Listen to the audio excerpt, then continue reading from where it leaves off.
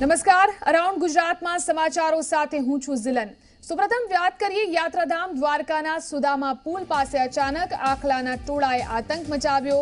લોકોના ભરચક વિસ્તારની અંદર અચાનક આખલાએ ધમાલ શરૂ કરી તો અહીં ધમાલ મચાવતા થોડા સમય માટે લોકોની અંદર નાસભાગ મચી ગઈ। આખલાની આ આંતરિક લડાઈમાં એક મહિલા ઈજાગ્રસ્ત થઈ, જેને જામનગરની હોસ્પિટલમાં દાખલ કરાઈ છે। આખલાઓનું આ તોફાન સીસીટીવીમાં કેદ થઈ ગયું હતું।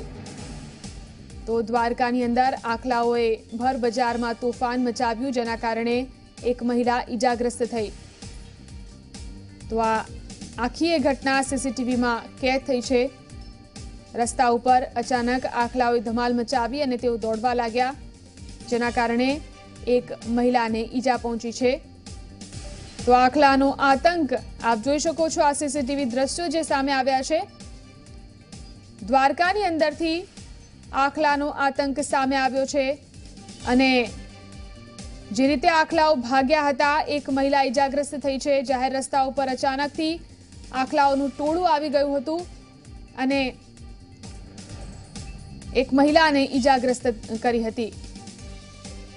તો આખું આ જે દ્રશ્ય જે સીસીટીવી દ્રશ્યો અમે આપને બતાવી રહ્યા છીએ, આખી એ ઘટના સીસીટીવીમાં કેદ થઈ છે। આપ જોઈ શકો છો આખલાનો આતંક દ્વારકાની અંદર કેવો છે।